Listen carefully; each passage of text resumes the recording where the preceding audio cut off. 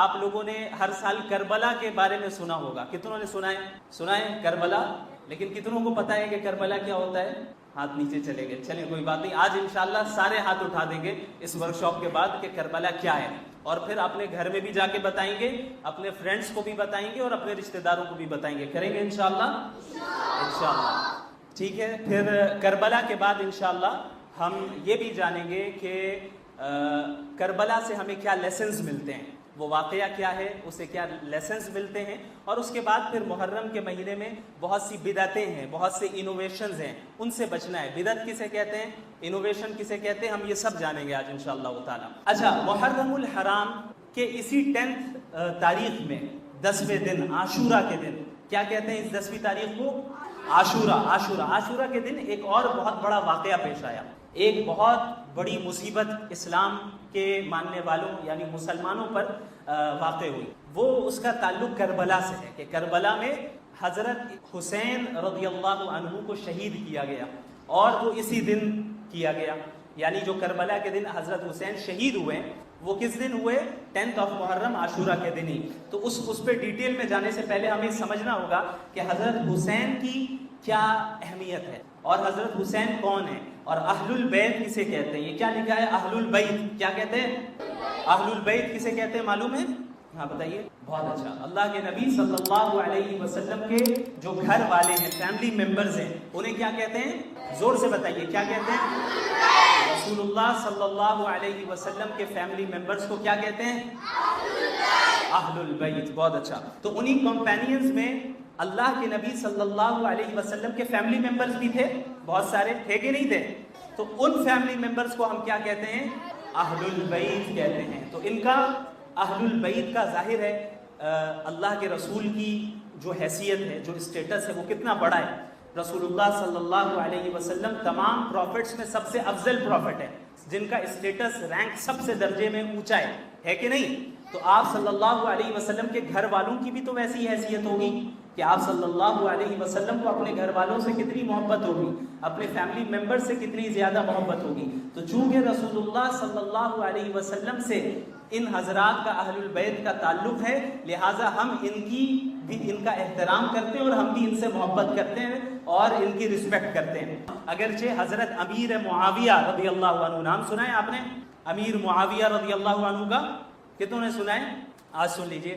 حضرت امیر معاویہ رضی اللہ عنہ حضرت حسن کے بعد تمام مسلمانوں کے لیڈرز رہے. وہ بھی صحابی رسول ہیں, کمپینینز میں سے ہیں رسول اللہ صلی اللہ علیہ وسلم کے, اور ان کی عزت, ان کا احترام کرنا اسی طرح ضروری ہے جس طریقے سے تمام صحابہ کی عزت کرنا اور احترام کرنا ضروری ہے. تو یہ ہوا معاملہ حضرت حسن کا.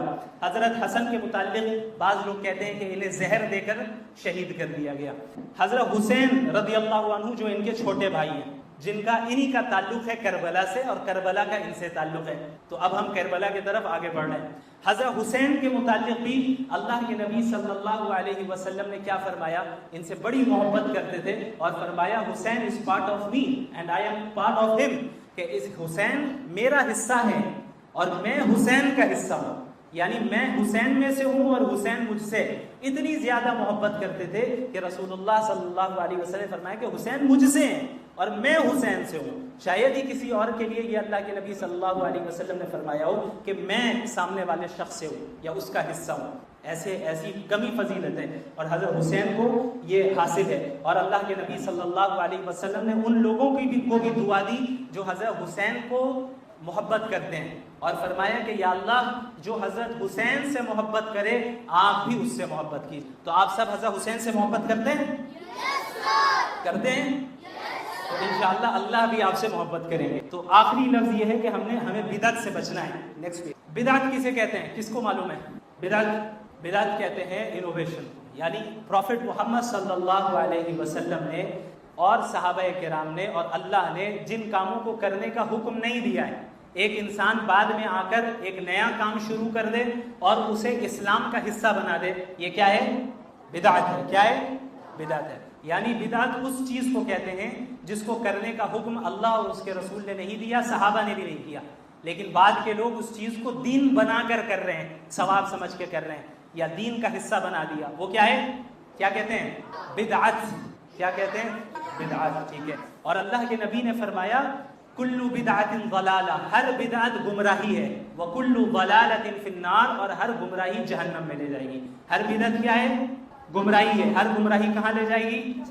تو بدعت اچھی چیز ہے یا بری چیز ہے؟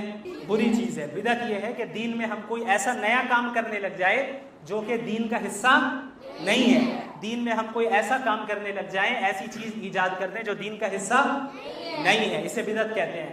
آگے چلیے. اچھا، اب آپ یہ دیکھتے ہیں کہ بعض لوگ ایسے ہیں ہمارے معاشرے میں جو حضرت حسین سے محبت کا دعویٰ کرتے ہیں، کلیم کرتے ہیں کہ وی لو حضرت حسین.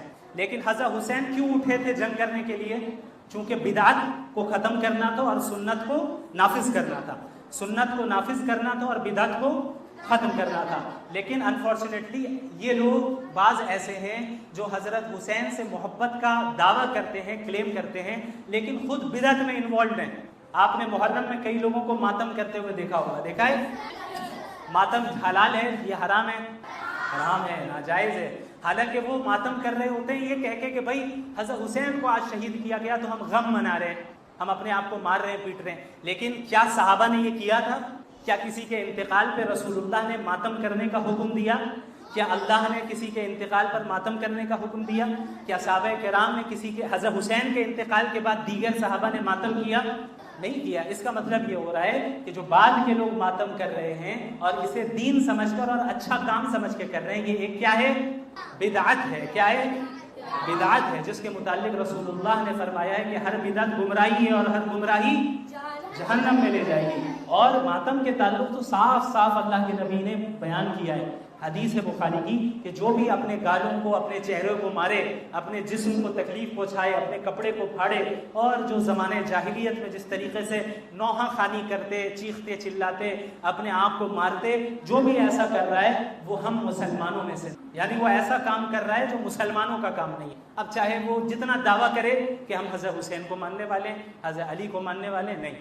حضرت علی اور حضرت حسین کو ماننے کا مطلب یہ نہیں ہے کہ آپ دین میں بدعت اور انوویشنز کو بنا لیں، بلکہ اس کا مطلب یہ ہے کہ آپ اپنی لائف اسٹائل کو ویسا کر لیں جس طریقے سے حضرت حسین کی تھی، جس طریقے سے حضرت علی کی تھی. تو حضرت علی اور حضرت حسین کی تعلیمات میں سے ماتم نہیں ہے. اسی طریقے سے آپ محرم میں دیکھتے ہیں جھنڈے لے جاتے ہیں لوگ، دیکھا ہے؟ کتوں نے دیکھا ہے؟ جلوس نکالتے ہیں، تعزیہ نکالتے ہیں، دیکھا ہے؟ الگ الگ ماڈلز بنا کر، اسٹرکچرز بنا کر لے جاتے ہیں، دیکھا ہے؟ یہ سب بدعت ہے، یہ سب انوویشن ہے. چونکہ یہ چیزیں دین کا حصہ نہیں ہیں، نہ اللہ نے اس کا حکم دیا، نہ رسول اللہ نے اس کا حکم دیا، نہ صحابہ نے ایسا کیا. اس وجہ سے ان چیزوں کو دیکھنا بھی جائز نہیں ہے ہمارے لیے. تو آپ کے علاقے سے، محلے سے اگر ماتم کرنے والے گزر رہے ہوں، جلوس نکل رہا ہو، تو آپ کو کھڑے ہو کے دیکھنا نہیں ہے. کیوں؟ چونکہ یہ گناہ کا کام ہے، بدعت کا کام ہے، اور گناہ کے کاموں میں ہمیں سپورٹ نہیں کرنا ہے. محرم میں کیا کرنا ہے وہ ہم نے پہلے پڑھ لیا، روزہ رکھنا ہے کثرت سے، بس. اس کے علاوہ کوئی الگ عمل رسول اللہ سے ثابت نہیں ہے. ماتم کرنا، جلوس نکالنا، جھنڈے لے کر جانا، ڈھول بجانا، جو کہ بالکل حرام ہے، جائز نہیں ہے. Last page. لو آل دا صحابہ. آپ کو معلوم ہونا چاہیے، میں نے جیسا کہ بتایا کہ صحابہ کون ہیں، پھر صحابہ میں اہل بیت ہیں، اہل بیت بھی صحابہ میں سے تھے. ٹھیک ہے؟ جس طریقے سے ہم اہل البیت سے محبت کرتے ہیں اسی طریقے سے تمام صحابہ سے محبت کرتے ہیں. جس طریقے سے اہل البیت سے محبت کرتے ہیں اس طریقے سے تمام صحابہ سے. بعض لوگ جو یہ کہتے ہیں ہم حضرت علی سے محبت کرتے ہیں، کلیم کرتے ہیں، جھوٹا کلیم ہے. وہ کلیم کرتے ہیں لیکن بعض صحابہ کو وہ گالیاں دیتے ہیں. جیسے حضرت ابو بکر کو برا بھلا کہتے ہیں، حضرت عمر بن خطاب جو خلیفہ راشد تھے انہیں برا بھلا کہتے ہیں، حضرت عثمان کو، حضرت عائشہ کو، حضرت امیر معاویہ رضی اللہ عنہم اجمعین کو برا بھلا کہتے ہیں. تو کیا وہ مسلمان صحیح معنی میں اسلام پر عمل کرنے والے ہیں؟ نہیں کرنے والے. کیوں؟ چونکہ صحابہ سے محبت کرنا یہ اسلام کے بیسک اور فنڈامنٹل ٹیچنگز میں امپورٹنٹ ہے کہ ہم تمام صحابہ سے محبت کرتے ہیں. اور تمام صحابہ میں کے متعلق اللہ نے قرآن میں فرمایا ہے کہ وَكُلًّا وَعَدَ اللَّهُ الْحُسْنَىٰ، کہ ہم نے تمام صحابہ کے ساتھ جنت کا وعدہ کیا، ریوارڈ کا وعدہ کیا. تو جس میں حضرت ابو بکر، عمر، عثمان، علی، حسن، حسین، فاطمہ، حضرت معاویہ اور دیگر تمام صحابہ رضی اللہ عنہم اجمعین سب کے سب شامل ہیں. اسی طریقے سے رسول اللہ صلی اللہ علیہ وسلم نے فرمایا کہ ڈو ناٹ ریوائل مائی کمپینینز، میرے صحابہ کو گالی نہ دینا، میرے صحابہ کو برا بھلا نہ کہنا. اب صحابہ میں اہل البیت بھی ہیں اور ان کے علاوہ بھی ہیں. ہر وہ شخص جس نے رسول اللہ کو دیکھا ہے اور ان پر ایمان لایا اور ایمان کی حالت میں موت ہوئی، وہ صحابہ میں داخل ہے۔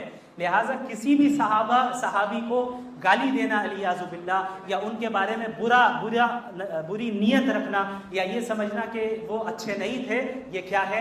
غلط ہے اس حدیث کی روشنی میں، چونکہ رسول اللہ نے فرمایا کہ میرے صحابہ کو برا بھلا نہ کہو، کیونکہ ان کے جو اعمال ہیں ان کے اعمال تک تم کبھی پہنچ ہی نہیں سکتے۔ ان کی اتنی قربانیاں ہیں کہ وہ تم احد پہاڑ کے برابر بھی صدقہ کر دو تب بھی ان کے مقام تک نہیں پہنچ سکتے۔